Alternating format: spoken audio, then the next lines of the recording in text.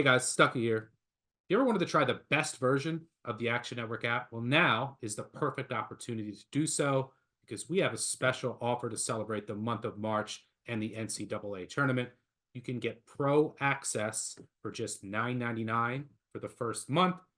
That will give you access to things like Sean Kerner's player prop projections, which are invaluable, real-time money percentages, and our model's biggest edges, and much more. All you have to do is head over to actionnetwork.com/madness. That's actionnetwork.com/madness and get there before the deal expires. Cheers. All right, let's move on to the A-10, which will take place in Brooklyn. All 15 teams make the tournament. Top 4 get double buys. 5 through 9 seeds get single buys. The double buys are Richmond, the 1 seed, Loyola Chicago, the 2 seed, Dayton, the 3 seed, UMass, the 4 seed. Dayton is the favorite here, plus 140. Richmond, 5-1. UMass, 6-1. Loyola Chicago, plus 650. VCU, 10-1. Duquesne, 12-1. Bonnie's, 12-1. Mason, 16-1. St. Joe's, 20-1. And then you have a bunch of longer shots. Some housekeeping here. For Dayton, their point guard, Bennett, is expected to be available, dealing with a thumb injury. He does matter. UMass, Keon Thompson, who also matters. Big drop-off to Curry, the freshman. He didn't play, re-aggravated an injury in their finale. Their depth also gets thin quick without him. George Mason, Keyshawn Hall, he didn't play in their finale, but I think he should be good to go here. I thought he was going to play over the weekend. They're probably just being a little bit cautious. GW, one of their better freshmen, Garrett Johnson, he's been out for about a month. Not sure if his status headed in to the tournament. They did get Buchanan back recently. When I look at this, the first thing I'll say is Dayton, horrible value at plus 140. No, thank you. They're already in the tournament. They're the 3 seed. They're also a high variance team, which you don't want as the favorite in a tournament setting. They play slow and they shoot a bunch of threes and give up a bunch of threes. Like plus 140, no thanks. I think they should be like plus 250, plus 300 would be closer to fair. So I want no part of Dayton. Richmond, for what it's worth, they are the 1 seed at 5-1. Since February 1st per Torvik, they've been the 7th best team in the A-10. So maybe a bit of a misleading seed line for Richmond. Loyola, meanwhile, at plus 650, I think Greg might end up shooting their horn. I'm curious to see where he goes, but that would be my guess. They're 9-1 since February 1st, rated as the best team in the A-10. Their path would be presumably St. Bonnie's, then Dayton in the semis, and then whoever comes out at the top in the final. The teams that I would potentially, there's one team that I'm looking to target. I will say St. Joe's as the 9. They are a high variance team. They shoot a ton of threes. They give up a ton of threes. Very compact defense. Mason is also a high variance team. They play slow. They give up a ton of threes. St. Joe's does play a little bit faster, but they both have some high variance to them. I think Hall's going to come back for Mason. And, at 16-1, this team is super talented. They can play with anyone in this league. They just destroyed Richmond, who if they get by St. Joe's, they would play in the quarters. This team has a ton of talent, and I think they're going to be fully healthy, which they haven't been for stretches this season. So George Mason is the team that I'm potentially looking at, but I'm curious to Calabrese to get your thoughts. The way I'll walk through this the same way I did the Big Ten with Greg. Teams that are playing in the first round, we'll call it the Powerball section, seeds 10 through 15. You have LaSalle taking on GW, Rhode Island taking on St. Louis, Fordham taking on Davidson. If either of these teams were to make a crazy run, they'd have to win 5 games in 5 days. Tough task and big talent discrepancy between some of these teams in the top of the league. Any flyers that you're seeing, or can we cross those teams off? We can go ahead and cross those teams off. Okay. I don't think any of those teams have more than 2 wins in the chamber. If it had set up so that LaSalle could have caught Duquesne in the second rounds, maybe. But as it stands, having to go through St. Bonaventure and then Loyola, I that's the only team that I could talk myself into a little bit and just the luck of the draw, they didn't get the best path forward. So we can go ahead and skip those teams in the first round on Tuesday. Okay, so let's move on to the second tier of teams that will begin their A-10 campaign on Wednesday in the second round. I talked about Mason and St. Joe's playing each other with the winner facing Richmond. Then you have VCU kind of faded down the stretch. I think they were benefiting from some lucky shooting variance for long stretches, both on offense and defense. They're the 5 seed. They'll get the winner of Fordham Davidson. You have St. Bonaventure, very inconsistent team all year. They're the 7 seed, and the Bonnies will await the winner of LaSalle and GW. And then Duquesne, the 6 seed, dealt with some injuries this year. They'll take on the winner of Rhode Island, St. Louis. Any of these teams in the second tier intrigue you, or any matchups you want to mention? Yeah, I think the number is good on St. Joe's. 20-1, I'll play that. I mean, you look at their highs, what they've done on the road this year. They whipped Nova, they beat UMass on the road, they took Kentucky to OT at Rupp. That's important to me. Now, obviously, the lows were pretty bad. They lose to Rhode Island, they lose to St. Louis. But in this tournament setting, They're a high variance team. Threes, yeah, there's gonna be a ton of threes on both ends. exactly. And when you look at the draw, they beat George Mason this year, and then they get Richmond. They gave Richmond a really good game in their building. They were down 5 points in the final minute. As you mentioned, they take a ton of threes, almost 29 per game. That's 11th in the country. They make a lot of them. They're over 10 per game. That's ninth. Eric Reynolds is going to have to put the team on his back, and he has 11 20-plus point performances this year. So he's been able to do it. They also feature 5 double-digit scorers in their rotation, and the Hawks are 27th nationally in lineup continuity. They know how to play together. I think they can absolutely get hot. And I think just the way that it shook out, getting Richmond's there, if they are able to get past George Mason, that's a team that you want to face as opposed to potentially drawing a team that plays slower like Dayton. I don't think that would be as ideal. So 20-1 was a number threshold that I needed. I got it. So I'll go with the Hawks at this price point. Yeah, I think that's the game to target, and it just depends on which flavor you prefer between George Mason and St. Joe's. Because I think either one of whoever wins that 8-9 game can make a run to the championship, and they both have high variance nature in the way that they play for various reasons. But let's talk about the top 4 seeds. Richmond the 1, UMass the 4 in the top half of the bracket, Loyola Chicago the 2, Dayton the 3. The only one of these teams that's safely in the tournament field is Dayton. But what are you looking at, or what do you see or want to mention as far as the top 4 seeds that will receive a double bye to the quarters on Thursday?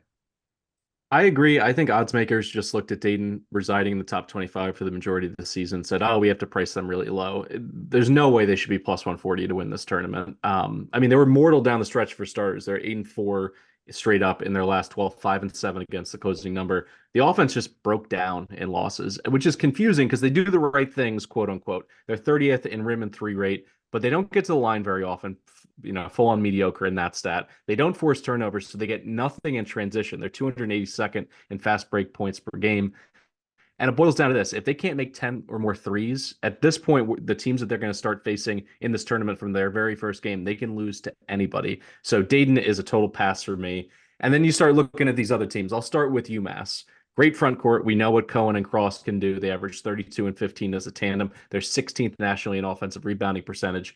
And they beat Richmond. They smashed VCU. They lost by 1 to Loyola, 4 to Dayton, both of those games on the road. And Evan Maya's opponent adjust metric points out that UMass plays much better against quality opponents, tops in the A-10. So it's 6-1. I think that they're a team that you really need to consider playing. Their path probably being VCU, Richmond, Dayton, or Loyola. I think that they could potentially beat all of those teams. So there's not a matchup that I really have to stretch my imagination to see them pulling out. The issue for the Minutemen's pretty simple. They're not a good shooting team, particularly from 3. And Rasul Diggins is the only reliable scorer at guard. Thompson, he talked about his injury concerns, but both him and Curry, they totally disappear at times, and they both shoot 25% or worse from 3-point range. So that's the reason against the Minutemen. When I look at Loyola, I know that we've talked a lot about them on this pod. And the Ramblers, I mean, they got wins over Dayton and UMass, a 2-point loss to Richmond. So they're right there against the top teams, 10-1 down the stretch. Here's my actual concern. I'll just get right to it. 8-2 in games decided by 5 points or fewer. That's one of the highest win percentages in the entire country in close games. And it's confusing to me because they shoot worse than 69% from the line, 307th in the country. I think when you mix that with the fact that their offense has limitations, 182nd in Ken Palmo, there's some issues there. Everything about this team, it's all on their defense. Their statistical DNA is so strong in the defensive end. They're fourth in 2-point shooting percentage defense. They're 25th in defensive rebounding. Can they win a bunch of rock fights on the way? That's a personal preference. They're a pass for me just because I think they've been fortunate in close games and their offense really, gives me concerns. So then I land on Richmond. And I understand that Richmond, when you look at Torvik since February 1st, has been a middling team. But there's a couple things that jump out to me. They're statistically similar to Loyola, a little bit better on offense, 29th on D by Ken Palm. They're a much better shooting team than Loyola, nearly across the board. Defensively, 18th in shooting efficiency, really good on the defensive glass. And here's the thing about the tournament play that brings me to the Spiders at this number. They won't beat themselves. They have fewer than 9 turnovers per game, which is fourth in the country. 13th most experienced team in America, and you mix that with a veteran coach. Chris Mooney excels in tournament formats, whether it's the Big Dance, the NIT, the CBI. In his last 6 postseasons, he's won at least 1 game, and he's only been bounced once in his first game in the A-10 tournament in the last 9 years. So I feel strongly about them making a run in this tournament. I understand that they've left a little bit to be desired in recent weeks, but I think he's going to circle the wagons, get some good game plans with his coaching staff, as he always does. So Richmond's actually my play to win this thing. I just wanted to lay out the rationale for all of these teams here because all of them bring some nice things to the table, but I think there's some fatal flaws all the way up to Dayton to scare you off some of these picks. So you're saying you think St. Joe's is worth a flyer, but you think Richmond is going to? Yes, I have a good feeling that the champion from the A-10 is going to come out of that cluster. So that George Mason, St. Joe's, Richmond trio just depends on your risk appetite for how long you want the shot to be. So it was a very thorough breakdown. Thank you, Calabrese. Greg, I'll let you go wherever you want to go with this in the A-10. If you want to talk long shots, how you're seeing it, or who you like, I assume you're going to make a case for your best friend, Mr. Valentine. Yeah, a couple things for me. I think Calabrese laid out the correct way to approach betting this tournament. Like I believe the winner is going to come from the top half of this bracket. And I am bummed on behalf of my great friend, Drew Valentine, who, if he was on the top half of this bracket, I'd be screaming his praises and saying how I love the draw. The reality is, if they catch Dayton in a semi, after how emotional that win was at home a week and a half ago, and you have to get through that just to make a title game, I think that's a large emotional task for a team that knows they need to win this tournament to make the NCAA tournament. That's tough. I still think they have been the best team in this league, and at 6.5 to 1, I don't mind taking a flyer on that, but that's not where I would put my money. That's not where I think the best value is. The only point I want to give to Calabrese, I think I do understand why they have some close game luck. Despite the bad free throw shooting numbers, they have one elite free throw shooter. Braden Norris is, he's lights out, right? He only shoots free throws when it's a tie game and there's auto fouls. He doesn't get to the line outside of that. I think he's 50 for 58 on the year. So that does make sense to me of he usually doesn't miss. He missed against Dayton, which was interesting. The team that I am going to take a flyer on, which I haven't heard brought up yet, is actually VCU. I like where they're at here. Now, they got blitzed by UMass earlier this season, but at 10 to 1, that's the number I'm seeing. I think that's pretty good for a team that, per Torvik, go back to January 9th, they're third in this league, 67th nationally. Dayton and Loyola, just for perspective purposes, is 41st and 59th nationally.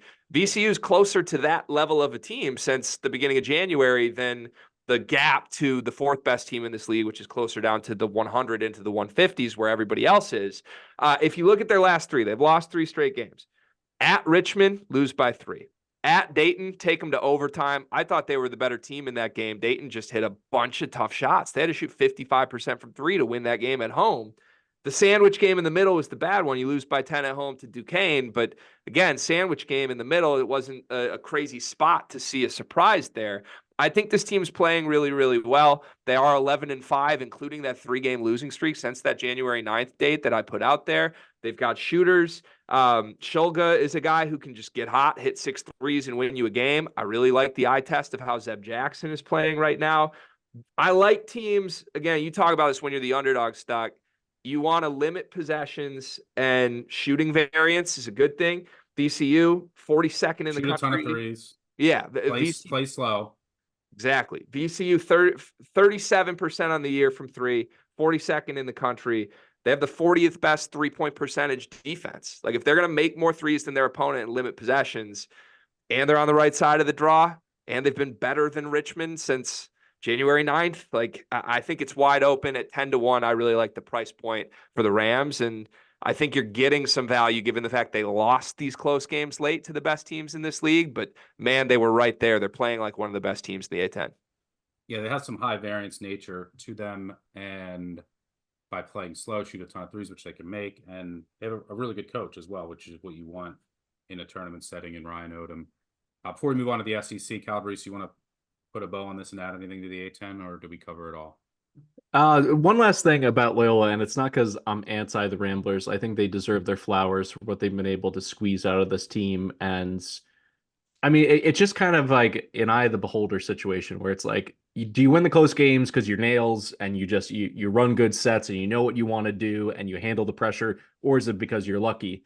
I think it's like somewhere in between for them. But also, it's worth noting that they're in the 300s in the away from home performance metric by metrics. So I think that's a concern to have to win this many games up in Brooklyn, for a team that's at the Western outpost of the A-10. They're probably not going to have a lot of fans there. It's something, at least it's in my mind, and it's baked into my opinion of them being able to put it together. All right, good stuff. In the A-10 should be a good one in Brooklyn. It's finally March, so you know what that means. It's time to say top of the morning to the most famous St. Patrick's Day Shamrock Shavers, our new sponsor, Manscaped. Don't just chase rainbows this March. Make your own pot of gold and groom your little leprechaun with the leaders in below-the-kilt care. Clear your clover forest with Manscaped's Lawnmower 5.0 and join the 10 million men worldwide who trust Manscaped. Head over to manscaped.com and use code BBOC for 20% off plus free shipping. The Lawnmower 5.0 Ultra is your new lucky charm, and it's fully waterproof. So go ahead, shave by the misty moors, shave under a waterfall, shave while betting a second half total. The world is yours. Get 20% off and free shipping with code BBOC at manscaped.com. That's 20% off and free shipping with code BBOC at manscaped.com. This St. Patrick's Day, make sure your hairy little leprechaun is luckier than ever with Manscaped.